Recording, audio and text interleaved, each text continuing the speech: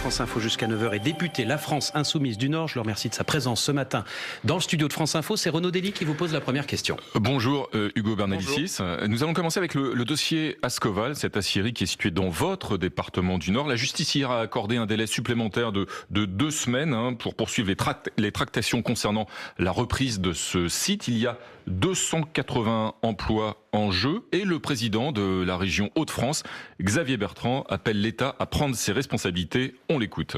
L'État est actionnaire de Vallourec à hauteur de 17%. C'est le premier actionnaire. Est-ce qu'il y a une stratégie industrielle? La filière industrielle de l'acier, mais bon sang, elle vaut la peine dans ce pays. Ou alors on va nous dire qu'il n'y a que les start-up, il n'y a que les nouvelles technologies qui sont importantes. Non, moi je marche bien sur 2 jambes dans ma région. Je crois aux nouvelles technologies, je crois à l'industrie. Et je voudrais juste dire au président Macron, parce que ça dépend de lui, si l'État veut, l'État peut. Qu'est-ce qui peut, Emmanuel Macron, sur ce dossier? Comment forcer la main à Vallourec? Est-ce qu'il faut nationaliser le site d'Ascoval? Clairement, l'État peut tout. Il peut nationaliser. Donc on peut aller jusqu'à ce cas de figure-là. Alors on l'a déjà vu sur les chantiers navals d'STX. Ça s'est fait. Alors bon, en bons libéraux, à la fin, ils finissent par retrouver une solution capitalistique traditionnelle et classique. Mais au moins, ça permet de se donner du temps et de voir ce qu'on veut faire. Xavier Bertrand a raison. Est-ce que ça vaut la peine? Parce que j'entends sur certains plateaux qu'on dit, bon, de toute façon, la sidérurgie en France c'est en déclin, il vaut mieux se séparer des 200 salariés, faire un plan de formation, leur retrouver un autre boulot, etc., et puis passer à autre chose. Non, c'est pas vrai, on a besoin de la sidérurgie en France. Vous savez ce que fait Ascoval avec Vallourec. Ils font des aciers de pointe qui peuvent servir dans l'automobile, qui peuvent servir pour faire des trains, pour faire des tramways, pour faire des investissements d'avenir. Nous, on pense qu'on en aurait besoin dans le cadre de la planification écologique. Vous, député de la France Insoumise du Nord, vous soutenez Xavier Bertrand, le président de la région Hauts-de-France, dans ce dossier. Il y a une forme d'union locale, d'union nationale. Ou l'inverse, si vous voulez, c'est Xavier Bertrand qui nous soutient parce que cette position-là, on la tient pas depuis hier. D'ailleurs, Jean-Luc Mélenchon était allé sur place pour soutenir les salariés de Vallourec à l'époque. Mais entendez-nous, l'État actionnaire, pas majoritaire, mais le plus gros 17%, actionnaire, 17%. Qui regarde les choses passer comme ça, qui ne donne pas son avis. Vous savez que le patron de Vallourec s'est fixé là en février 2018 une rémunération fixe de son salaire à 800 000 euros et à une déprime jusqu'à un montant à 95% de son salaire fixe. Tout ça est un peu déraisonnable. On voit bien qu'il n'y a pas de stratégie pour le pays et qu'on préfère. Qu'est-ce qui se passe? Parce que ça date pas d'aujourd'hui. C'est depuis 2002 que la sidérurgie est en train de s'enfuir du pays dans le Valenciennois et dans le département du Nord. On préfère finalement que l'acier soit fait à l'autre bout du monde par des gens exploités, mal payés, et qu'on rapatrie ça ici. Ne serait-ce que d'un point de vue écologique, on devrait se poser des questions. On devrait se poser des questions. On a besoin de la sidérurgie en France, donc il faut se dépêcher de relocaliser l'emploi et que l'État soit à la manœuvre parce que c'est d'intérêt général. Est-ce que pour vous, Ascoval, c'est en train de devenir le Florange d'Emmanuel Macron, Florange qui avait plombé le quinquennat de François Hollande? Oui, en quelque sorte, parce que en fait, en réalité, il y a un certain Emmanuel Macron qui s'est déplacé à Saint-Saulve en 2015 en tant que ministre de l'économie. Il avait promis qui avait dit il y a de l'avenir. Ouais, voilà. Oui. Je sais pas, il va se déplacer bientôt à Maubeuge. J'imagine que c'est pour ça que la décision a été reportée. Il va se déplacer à Maubeuge. Il va dire quoi? Il y a de l'avenir, etc. Quel est le discours qu'il va tenir? Encore une fois, je pense que des gens comme Xavier Bertrand, des gens comme moi-même, comme un certain nombre de personnes qui regardent la situation, se disent que ça vaut la peine de défendre Ascoval et Vallourec et de faire en sorte que l'État vraiment se donne un avenir industriel dans ce pays. Florange, qui est effectivement un dossier qui avait créé une crise gouvernementale, en même temps, est-ce que ça n'a pas été une reconversion douloureuse, certes, mais pas totalement ratée, en tout cas au vu de ceux qui ont géré ce dossier? Certes, les hauts fourneaux ne fonctionnent plus, mais il n'y a pas eu de licenciement sec, il y a eu 270 millions investis dans une filière, je crois, dite froide, en tout cas d'un acier moderne. Est-ce que c'est pas une façon de songer à une reconversion? Est-ce que la seule alternative, c'est la nationalisation? Mais, encore une fois, si c'était vrai qu'on n'a pas besoin d'acier, plus besoin d'acier, et qu'il faut fermer l'entreprise, en tout cas réduire la voilure et passer à autre chose, je vous dirais, ok, faisons ça. Faisons ça, soyons auprès des salariés actuels pour qu'ils soient reclassés, pour qu'ils retrouvent un autre emploi. Mais ce n'est pas le cas. On importe de l'acier. Donc quand est-ce qu'on aura cette vision stratégique pour le pays? Enfin, bon sang, est-ce qu'on est là juste à regarder les méfaits de la mondialisation et de se dire que tout notre outil industriel part à l'étranger et puis que, ma foi, c'est la concurrence libre et non faussée? Non, je ne le crois pas. Je ne pense pas que c'est ce qu'il faille faire. L'autre dossier économique du moment, Hugo Bernalicis, c'est la hausse des prix des carburants. Est-ce que le gouvernement gouvernement a raison. Alors il y a la hausse liée à la hausse du prix du baril du pétrole, ça on n'y peut rien, c'est la situation internationale. Est-ce que le gouvernement a raison? En revanche, non, vous dites non? Disons que la situation internationale, on y est un peu pour quelque chose, mais là pas directement sur le pétrole. Bon. Alors sur la même partie si on a taxe, quelques alliés visiblement qui ça nous on va y arrange. venir, si vous voulez bien. Si vous voulez parler de l'Arabie Saoudite, on va y venir. Est-ce que sur les taxes, le gouvernement a raison de les augmenter progressivement et continuellement? Et en fait, nous, on aurait augmenté les taxes si on avait été au pouvoir, mais on n'aurait pas fait que ça. Parce que quand vous dites à quelqu'un qui prend sa voiture que c'est l'augmentation des taxes ou l'augmentation des taxes, eh ben vous faites que à taper sur le pouvoir d'achat des gens. Et c'est pour ça que je vois il y a des manifestations spontanées qui sont en train de s'organiser. Je ne sais pas si vous avez vu ça comme moi. Et prévoient de faire des opérations sur l'A1. Bon, vous irez manifester, vous?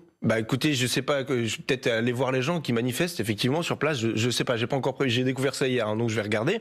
Mais les alternatives, elles sont où? Vous pouvez pas expliquer aux gens, écoutez, on augmente le prix du carburant. Par contre, pour la SNCF, on va ouvrir à la concurrence, on va fermer des petites lignes, on va fermer des gares. C'est pas possible. Il faut que vous proposiez une alternative aux gens. Il faut proposer une alternative aux gens. Dans un premier temps, quand le gouvernement dit nous assumons ces hausses pour des raisons écologiques, de lutte contre la pollution, c'est le discours qui est repris par le gouvernement, même s'il est partiel, ce discours, vous le comprenez, vous l'approuvez. Ces hausses, elles sont écologiquement utiles, nécessaires ou inévitables. Oui, mais elles seraient utiles s'il y avait l'alternative qui est proposée avec. Sinon, vous mettez le couteau sous la gorge aux gens. Économiquement parlant, c'est tout. Voilà ce que ça fait. Alors, c'est rigolo de se dire écologique ou écologiste quand là, vous augmentez le carburant, puis quand c'est la SNCF, non, là, faut le marché, faut la concurrence. Quand est-ce qu'on renationalise les autoroutes et que tout cet argent, tout ce pognon de dingue qui nous échappe pour être utilisé à la transition écologique et à développer d'autres modes de transport alternatifs, quand est-ce qu'on fait ça? On ne le fait pas. Voilà, donc l'écologie qui consiste à augmenter les taxes, c'est pas une vision écologiste finalement, c'est une vision pour faire rentrer de l'argent dans les caisses de l'État. C'est ce que dit mot pour mot Ségolène Royal, ce que vous êtes en train de dire. Écoutez, s'il y a beaucoup de gens qui sont d'accord avec la France insoumise, j'y peux rien moi, mais en l'occurrence, c'est la vérité. C'est ça qui est en train de se passer. C'est ça qui est en train de se passer. Hugo Bernalicis, vous restez avec nous. On se retrouve dans une minute. On jette un œil à l'actualité de ce jeudi matin. Stéphane Milhomme, 8h40. Renvoyé en correctionnel ou pas, Nicolas Sarkozy dans l'affaire Big Malion. Réponse dans la journée de la Cour d'appel de Paris. L'ancien président de la République et 13 autres personnes sont poursuivis dans cette affaire des dérapages financiers de sa campagne présidentielle de 2012. Des responsables démocrates, la chaîne CNN, un colis suspect adressé également au bureau du gouverneur de l'État de New York. Au moins 6 colis piégés ont donc été envoyés aux États-Unis, à New York et en Floride. Donald Trump réagit. La violence politique, dit-il, n'a pas sa place aux États-Unis. Des propos qui sonnent creux aux yeux des démocrates. Le chômage en France avait augmenté de 0,1% au deuxième trimestre. Les chiffres du troisième trimestre seront connus à la mi-journée. À surveiller l'emploi industriel. Le secteur a perdu 2600 emplois entre janvier et juin. Et puis une boucle autour de Bruxelles pour le Tour de France 2019, avec aussi un contre-la-montre par équipe de 27 km pour la capitale belge. Pour le reste, c'est encore secret. Le tracé du Tour cycliste sera révélé à la mi-journée à Paris. France Info. Toujours avec Hugo Bernalicis, député La France Insoumise du Nord, et Renaud Dely qui vous interroge. Alors, nous allons en venir évidemment aux affaires dans lesquelles, aux procédures qui concernent la France Insoumise et Jean-Luc Mélenchon. Il y a eu une série de perquisitions la semaine dernière et des réactions qu'on connaît. Il y a eu aussi des propos de Jean-Luc Mélenchon à l'endroit des journalistes, des médias en général, et plus particulièrement de ceux de Radio France. D'ailleurs, factuellement, on le sait, la présidence de Radio France a engagé une procédure judiciaire à l'encontre de Jean-Luc Mélenchon à la suite de ses propos. Il a notamment traité les journalistes de Radio France et de France Info de menteurs, de tricheurs, d'abrutis. Il a appelé ses soutiens, je le cite, à pourrir l'existence de ces journalistes.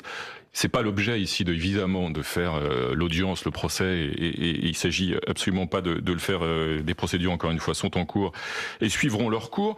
Mais comment est-ce que vous expliquez, vous, en tant que député, la France Insoumise, proche de Jean-Luc Mélenchon, fidèle de Jean-Luc Mélenchon, qu'ils tiennent de tels propos qui sont virulents à l'endroit de journalistes? Est-ce que c'est quoi? C'est la colère? C'est une blessure qui motive cette violence verbale? De la colère, bien sûr qu'il y en a. Moi-même, j'en ai. Je veux dire, quand je lis des articles qui sont mensongers, approximatifs ou qui disent le contraire de ce qu'on défend, oui, ça m'énerve. Je suis comme tout le monde, ça m'énerve. Alors, quels moyens vous avez ensuite de protester? En réalité, vous n'en avez aucun, si ce n'est de la protestation orale, de dire voilà, ces gens-là ont menti, ces gens-là racontent n'importe quoi. Donc, je demande aux militants de propager aussi nos propres éléments de réponse, parce que sinon, sinon vous êtes vous n'avez aucun moyen de défense. Et c'est un problème. C'est pas ce qu'a dit Finalement- Jean-Luc Mélenchon. Bah, Là, vous écoutez- dites propager notre vérité, appeler à pourrir un média qui sort des informations, c'est pas Ouais, la même mais- chose que ce que vous dites là. Bah, vous savez Est-ce que, par concrètement la exemple, forme là, que vous ça avez le prend. Ça sentiment- veut dire que, que les militants ou moi-même, je vais faire un tweet en dénonçant. Là, vous êtes en tel train de nous parti. pourrir, par exemple. Bah écoutez, on va voir comment se poursuit l'émission. Là, Mais vous, pourquoi êtes, pas vous avez le Non, mais sentiment moi, d'être je dans suis une pas- radio et une télévision d'État quand Mais vous êtes ici. En tout cas, c'est financé par l'argent public. Vous Je savez sais ce pas que s'il y a ça des veut dire, radio surfacturations, mais en tout cas, c'est Vous financé savez par ce que l'argent ça veut public. dire radio d'État. Ça veut dire qu'il y a un téléphone qui sonne là et qu'on nous donne les questions qu'il faut vous poser. Vous pensez Bah, vraiment qu'on nous pose les... Enfin, Malheureusement, il n'y a même plus besoin de ça aujourd'hui. Je pense qu'il y a dans les rédactions d'un certain nombre de médias, y compris dans le service public, la ligne éditoriale correspond bien souvent à l'idéologie dominante qui est propagée. donc que en ce fait, soit tous sur la les médias sont communication. des médias d'État, si on vous suit bien. Non, alors non, pas tous, mais en tout cas, la ligne éditoriale, elle est sensiblement la même. Et on pourrait être en droit d'attendre du service public un peu plus de pluralisme, ou en tout cas de peser les choses à charge, à décharge, pas comme ça peut se faire dans des médias qui sont plus orientés. Voilà, c'est mon analyse, c'est mon avis. Et Ces mots, en tout cas, ces injures ou ces menaces, à vos yeux, elles sont jamais excessifs. Vous les justifiez, vous les assumez totalement. Ou est-ce que parfois, il va un peu trop loin, peut-être? non, mais peut-être qu'on peut avoir tendance, sous le coup de la réaction, à globaliser là où il faudrait peut-être aller un peu plus dans le détail en disant c'est pas tous les journalistes, mais ceux qui ont travaillé sur l'affaire, etc. Bon, peut-être je peux vous accorder ça à la limite, mais globalement, il y a une ambiance détestable avec le système médiatique quand il y a des affaires comme Et celle-là. ces propos Voilà. contribuent à l'attiser, cette ambiance que vous dénoncez? Bah, écoutez, encore une fois, qu'est-ce qu'on a d'autre pour réagir? Vous pouvez, Qu'est-ce qu'on a d'autre? vous pouvez vous aussi engager des procédures judiciaires. Non, mais Est-ce que- attendez. Est-ce que par c'est- exemple, la procédure judiciaire, ça va prendre combien de temps? Là, on est dans la réaction politique, publique. Et sinon, vous laissez passer des contre-vérités et comme ça, sans vous défendre, puis vous dites, on verra plus tard quand la justice tranchera, dans 2 ans, dans 3 ans, quand tout le monde aura oublié. Non, c'est pas sérieux. Et c'est pour ça, par ailleurs, qu'on avait proposé un conseil de déontologie du journalisme. Mais vous le savez, vous souriez, mais vous le savez que c'est vrai que c'est pour ça qu'on l'avait proposé, pour avoir un moyen de règlement des différends qui soit plus apaisé que juste les réactions interposées et bilatérales. Est-ce que vous Bon. diriez que lors de l'épisode des perquisitions, les mots, les gestes de Jean-Luc Mélenchon, il a surréagi à un moment? Moi, je pense qu'il a réagi comme un être humain. Et je ne sais pas ce que j'aurais fait à sa place dans sa situation. Je ne sais pas ce que j'aurais fait si on m'avait perquisitionné à 7h du matin avec 8 policiers, s'il y avait 16 autres de mes camarades qui étaient concernés, que ce soit dans les sièges ou à leur domicile, par des perquisitions. J'en sais rien. Je suis incapable de vous le dire. Je suis pas moins sanguin que d'autres. Bon, il se trouve que j'ai pas été mis dans ces conditions-là. Mais je veux pas qu'on se focalise sur un des événements d'une chaîne de succession d'événements qui ont un point de départ. C'est que quand on entend ça, on a l'impression qu'il y a un plan communication qui a été établi par la France Insoumise parce que on aurait été au courant des perquisitions la veille, etc. Non, vous subissez tout ça quand ça arrive. Qui a dit ça? Qui a dit Non, que- mais on a l'impression que c'est ça. Oui, le plan com a pas été bon, est-ce qu'il aurait pas surréagi, etc. Non, il a réagi en fait. Jean-Luc il a Mélenchon et mes réagi camarades ont réagi. il a réagi Alors, comme vous un être humain, vous disiez? Oui, on vous peut tout à pouvez- fait entendre. Est-ce que vous pensez qu'il a réagi comme un chef d'État potentiel? Mais oui, parce qu'un chef d'État, il faut que ce soit un être humain. Il faut pas que ce soit un robot, quelqu'un d'insipide, etc. Moi, je crois pas ça. Et il faut prendre les personnes dans leur intégralité. Voilà. Il y a pas dit Hugo Bernalicis, il y a pas dit Jean-Luc Mélenchon, c'est le même. Voilà, des fois je peux me mettre en colère. Si des fois, je peux Emmanuel Macron disait un jour, ma personne est sacrée, je suis, je sais plus combien Il fait l'a dit déjà Ma par personne ailleurs. est hein. sacrée. Je suis la Ouais. République. Non, mais il l'a déjà suis dit la par ailleurs. République. Il l'a déjà dit, il dit qu'il vienne me chercher. Ouais. Et vous lui avez tapé Bah non. dessus. Alors oui, mais pourquoi C'est une image, je précise. Non mais oui. Ah, alors- parce que vous allez dire je fais un appel à la haine. Mais non, mais vous voilà, voyez je crois. non Alors, mais un peu vous de voyez sourire, comment pardon. non mais plus sérieusement, vous voyez Quand comment les Emmanuel mots Macron peuvent être dit ça, vous dites interprétés. qu'il se prend pour le roi. Quand Jean-Luc Mélenchon dit ça, vous dites c'est normal, c'est une réaction saine. Non, je suis sacré, c'est normal parce que c'est la réalité. Enfin, je veux dire, peut-être Qu'est-ce que qu'il le a de terme, sacré, peut-être Jean-Luc que le Mélenchon terme peut paraître anachronique parce que ça vient de loin, ça vient de l'Antiquité romaine. Bon, mais en réalité, c'est vrai, c'est de la sacralité du député que découle l'inviolabilité et l'immunité parlementaire. Alors bon, à une époque, c'était plus sacré au sens religieux. Mais c'est ça l'idée, voilà. Et oui, je pense qu'il y a un certain nombre de professions, il y a un certain nombre de métiers qui doivent être protégés avec une certaine sacralité dans le code de procédure pénale, dans les procédures, parce que c'est ça qui fait qu'on est une démocratie. Et il y a par exemple, messieurs, les journalistes qui sont dans cette situation, les avocats qui sont dans cette situation, et tant mieux, et tant mieux. Donc l'idée, c'est pas d'être au-dessus des lois. Vraiment, c'est pas ça le sujet. C'est juste qu'elle s'applique, la loi. Vous dites Hugo Bernalicis, vous dites c'est une réaction spontanée d'un homme en colère, blessé, bah, etc. oui. Il n'y a pas de stratégie, dites-vous, Pourtant, il y a quelques mois et à plusieurs reprises, Jean-Luc Mélenchon expliquait par exemple dans son attitude à l'endroit des médias, je le cite, le pouvoir médiatique est d'essence complotiste, la haine des médias et de ceux qui les animent est juste et saine. Il y a bien une stratégie politique qui consiste à dénoncer, à taper sur les médias, tout ça. Mais c'est pour ça que vous avez vu tout à l'heure, je ne me suis pas défilé, je vous ai expliqué qu'on pensait qu'il y avait une ligne éditoriale qui est défendue dans la plupart des médias, y compris dans le service public, dans les médias du service public, que l'on conteste, et une homogénéité que l'on conteste. En fait, les abrutis, ils sont partout. Ils sont pas qu'à France Info. Écoutez, je pense des abrutis, ils sont dans l'ensemble de la presse. Les menteurs, les tricheurs, si on vous suit bien, c'est pas que dans la radio d'État. Je pense que les abrutis sont également répartis sur le territoire, voilà, et dans tous les domaines. Voilà ma position, donc vous n'y échappez pas. On est dans le... plus. Bon, donc dans ce contexte-là, la haine des médias, je le reprends, peut être saine. La haine peut être saine. Non, mais c'est... Je reprends ces termes.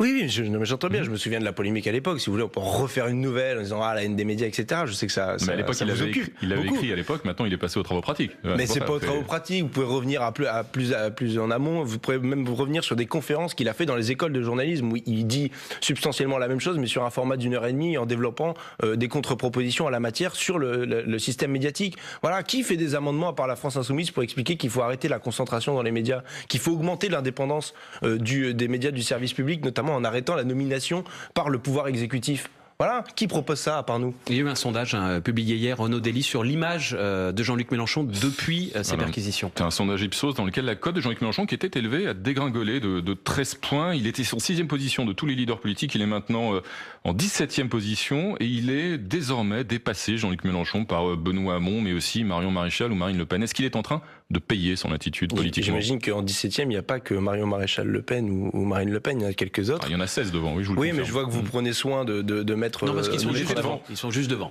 C'est pour ça qu'on donne... C'est pas... Oui, il y en a c'est juste derrière. D'accord qu'il y en a d'autres, il y a Benoît Hamon, il y en a d'autres. Il y en a 16, il y en a de plus en plus devant. Oui, c'est bien l'objet de ma question. Qu'est-ce qu'il est en train de payer politiquement les conséquences de cette attitude après vous? Il paye politiquement une semaine de bashing. Ouais. Ça fonctionne le bashing. Et c'est pas la première fois qu'on voit dans les sondages d'ailleurs que à partir d'un fait, d'un événement politique, vous diminuez ou vous montez. Après, là, pour nous, l'objectif, on est sur le long terme. On va pas être que dans la réaction permanente. C'est pas le sujet. On est là pour faire de la politique. Maintenant. Mais oui, mais on le dit tous qu'il faut passer à autre chose. Donc, c'est la raison de votre présence ce matin dans le studio de France Info. On se calme. C'est pas la raison de ma présence de ce matin. C'est qu'on vous a invité d'abord. Voilà. Si vous m'invitez pas, je peux pas venir. Mais si je rentre par je vous pose la question vous parce pas être que content. tous les responsables de la France Insoumise acceptent de venir. Je crois, à ma connaissance. Ici même, on était sur tous les médias. On accepte sur tous les médias. On était avec Monsieur Quatennens vendredi matin après les révélations de la cellule d'investigation de France Info. Tous viennent. Les révélations, tous sauf un. Jean-Luc Mélenchon, est-ce que c'est sa position ou est-ce que c'est la position de votre parti, le fait de ne pas venir ici? Non, mais Jean-Luc Et après, Mélenchon... on passe à autre chose. Non, mais Jean-Luc Mélenchon choisit il a ce privilège-là. C'est qu'il peut choisir les émissions alors dans que lesquelles... vous n'avez pas le choix, on vous envoie de force. Non, on m'envoie pas de force. Si je pardon. vous avais dit non, je serais pas venu. Fin de l'histoire. Mais ce que vous savez, vous êtes du métier, vous savez ce que ça veut dire. C'est qu'il peut faire en sorte de limiter ses passages médias pour avoir des formats médiatiques qui sont plus longs, qui permettent plus d'expliquer, qui sont pas forcément dans la réaction du tac au tac, etc. comme ça. Et c'est tant mieux. Donc c'est sa décision, c'est pas une position et par politique. ailleurs, s'il était là tout le temps, partout, vous diriez, est-ce que Jean-Luc Mélenchon ne fait pas de l'ombre aux 16 autres nous, il est jamais etc. là. Donc c'est très simple, on peut pas dire ça. Non, mais à un moment donné, il y a aussi une stratégie de la part du mouvement de faire monter des visages et de montrer que c'est un collectif. Il n'y a pas Jean-Luc Mélenchon tout seul, bien sûr. Vous faites partie, Hugo Bernalicis, invité de France Info pour quelques minutes encore. On s'arrête le temps des titres à 8h51 avec Stéphane Milhomme qui vient de nous rejoindre. Le meurtre de Jamal Khashoggi et I2 est totalement injustifiable. Ce sont les mots du prince héritier saoudien. Mohamed Ben Salman sort de son silence après le meurtre de ce reporter dans le consulat de son pays à Istanbul. L'héritier du trône affirme que la justice prévaudra dans cette affaire. Au moins 6 colis interceptés avant qu'ils ne parviennent à des élus démocrates, mais également la chaîne CNN. Donald Trump condamne une nouvelle fois l'envoi de ces colis explosifs à plusieurs de ses détracteurs. Le président américain ajoute que les médias se devaient d'utiliser un ton courtois et cesser les hostilités sans fin. Un premier concurrent déclaré à Lyon face à Gérard Collomb, Étienne Blanc, bras droit de Laurent Wauquiez, conseiller régional. Il confirme qu'il est en route pour les municipales de 2020. L'élu Les Républicains entend conduire une liste de grands rassemblements avec également des modems et des gens issus de la société civile. Et puis plusieurs œuvres de Banksy ont été vendues hier aux enchères. 133 lots mis en vente par la maison Arcurial, mais pas de coup d'éclat, contrairement à ce qui s'est passé il y a quelques semaines à Londres. Les tableaux sont restés intacts après le dernier coup de marteau. France Info. Troisième et dernière partie de cet entretien avec Ugo Bernalicis, député La France Insoumise du Nord, et les questions de Renaud Dely. Alors l'Union européenne a demandé à l'Italie, au gouvernement italien, de revoir sa copie en matière budgétaire et de lui présenter un deuxième budget, revu et corrigé. Jean-Luc Mélenchon a donné hier une conférence de presse au Parlement européen de Strasbourg et voici ce qu'il en a dit. On l'écoute. Les Français ont intérêt à défendre tous ceux qui défendent la souveraineté populaire. C'est la raison pour laquelle il faut évidemment prendre parti pour le gouvernement italien contre la Commission européenne, même si on désapprouve le gouvernement italien, ce qui est notre cas, tout en désapprouvant la Commission européenne. En l'occurrence, vous soutenez le gouvernement italien avec notamment Matteo Salvini en son sein. Alors, on va pas résumer. Je soutiens le gouvernement italien, mais c'est dans le cas de figure, dans le cas d'espèce qui est présenté là, et on soutiendrait n'importe quel gouvernement qui serait agressé par la Commission européenne, comme c'est le cas. Vous vous souvenez que ces dispositifs, ces mécanismes-là, ils datent pas d'aujourd'hui. Ils ont quelques années, et notamment le dernier à avoir signé les traités qui permettent ce mécanisme-là, il s'appelle François Hollande, dont dans son gouvernement il y avait un certain Emmanuel Macron. Je vous passe la suite, mais il faut bien se dire que on est dans un système où vous avez la Commission européenne qui est pas si démocratique que ça, qui se permet de contester les budgets proposés par des parlements européens qui eux sont élus par le peuple entier des pays concernés. Vous arrivez à faire la différence entre le Matteo Salvini qui fait la chasse aux migrants sur ses côtes et le avec Matteo Emmanuel Salvini Macron qui fait la chasse aux migrants sur ses côtes avec Emmanuel Macron, vous pouvez le dire. Voilà, Jean-Luc Mélenchon a dit qu'Emmanuel Macron était le plus grand xénophobe de France. S'il fait les mêmes affaires que Salvini, vous arrivez, vous, à couper en deux à ce point-là Matteo Salvini entre celui qui défie Bruxelles et celui qui est à l'opposé exact de vos positions sur les migrants. Je vais vous dire pourquoi. Par ailleurs, on y est contraint en réalité. Je vous dis parce que nous, au gouvernement demain, on serait peut-être face au même cas de figure. Donc je vais pas vous dire aujourd'hui, ah non, l'Italie. Mais Salvini serait un allié si vous étiez au gouvernement aujourd'hui ? J'en sais rien, je pense pas. Ça m'étonnerait. Alors peut-être juste sur quelques points de détail, parce que vous savez, quand il y a des discussions avec des pays, on fait de la géopolitique, on n'épouse pas les formes de gouvernement ou les dirigeants qui sont dedans. Bon, mais vraiment, vous soutiendriez en tout cas n'importe quel gouvernement, je vous cite, contre cette agression de la Commission européenne. N'importe quel gouvernement, quelle que soit sa couleur politique. Un gouvernement allemand avec l'AfD, l'extrême droite en son sein, vous le soutiendriez sur le même sujet? Oui, ou le bloc le bloc de gauche au Portugal, par exemple. Si vous voulez prendre que des exemples d'extrême droite, décidément, bon, vous avez mauvais goût ce matin, je pense. Il s'avère qu'en Italie, l'extrême droite participe à la coalition. Oui, mais il y a aussi des forces progressistes ailleurs en Europe, voilà, qui proposent aussi des budgets qui sont, comment je vais dire, à l'opposé de la doctrine ordolibérale promue par la Commission européenne. Ça prime sur tout le reste. Cet accord-là sur le budget et le fait qu'il faut assouplir les traités prime sur tout le reste de la politique, y compris ce que fait aujourd'hui M. Salvini en Italie sur les migrants, encore une fois. Mais non, ça prime pas, il n'y a pas de hiérarchisation. C'est juste que sinon, écoutez-moi bien, ce qui se passe, c'est que ça veut dire qu'il n'y a que l'extrême droite qui est en capacité de protester sur le fait que les peuples sont dépossédés de leur souveraineté à choisir leurs élus et à choisir leur budget. Voilà ce que ça veut dire. Et donc, quelle que soit la couleur politique, ceci n'est pas acceptable. Je suis pour que les gens, dans leur pays, décident de l'avenir de leur pays, de leur budget, etc.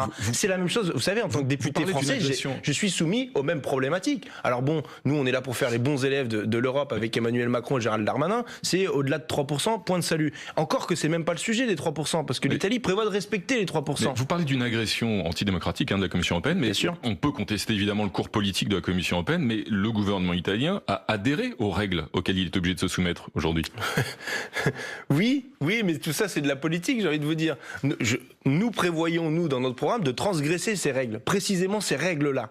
Parce qu'on pense qu'elles enferment les pays dans des logiques d'austérité qui ensuite détruisent tout. Et oui, la politique libérale et ordolibérale de l'Union européenne, c'est ça qui est la source de la montée de l'extrême droite partout en Europe. Donc, moi, je veux bien qu'on regarde ça de manière impuissante, encore une fois, et qu'on se dise, bon, ma foi, l'extrême droite proteste et ils ont raison, et puis ça leur fait de la publicité, et tant pis pour la Commission européenne. Sauf que je ne souhaite pas que ce soit ça le cas de figure en Europe. Et oui, il existe des oppositions, comme en France avec la France Insoumise, mais aussi Podemos, enfin tous les membres de Et maintenant le peuple, qui protestent contre cette agression de la Commission européenne envers un pays qui est censé être souverain. Il nous reste peu de temps pour un sujet qui en mériterait beaucoup. Est-ce que la France doit cesser ses ventes d'armes aujourd'hui avec l'Arabie Saoudite ? Oui, et ça prouve qu'on sait aussi faire de la politique à la France Insoumise, qu'il n'y a pas que le bashing ambiant, puisque c'est mon collègue Bastien Lachaud qui a posé une question au gouvernement hier, qui a eu une réponse assez lunaire, je pense que vous partagez peut-être avec moi cet aspect-là, de la ministre de la Défense. D'ailleurs, ça devait être Jean-Yves Le Drian qui prenait la parole, il faisait des signes pour la demander. On lui a dit non. 11 milliards d'euros, voilà, c'est ça. 11 milliards de contrats en 10 ans avec l'Arabie Saoudite. C'est ça le cœur de l'affaire. C'est qu'aujourd'hui, sous couvert de faire du pognon, de faire du business, on s'en fiche de ce qui se passe en Arabie Saoudite. Et c'est les premiers qui viennent nous parler du Venezuela sur les plateaux. Enfin bon, on vend pas des armes. La France Insoumise ne vend pas d'armes au Venezuela. Le Venezuela ne fait pas la guerre, ne tue pas des enfants dans le pays d'à côté. Bon, non mais il faut être un peu responsable à un moment donné. Ça commence à bien faire ce 2 poids 2 mesures. Et là, en plus, il y a quand même des enjeux de civils qui sont en train de mourir avec nos armes qui ne sont pas acceptables. Oui, nous protestons et oui, il faut cesser la vente d'armes à l'Arabie Saoudite. Séance tenante. Merci Hugo Bernalicis. Merci d'avoir accepté ce matin l'invitation de France Info. Dans 2 minutes, il sera 9h. À tout à l'heure.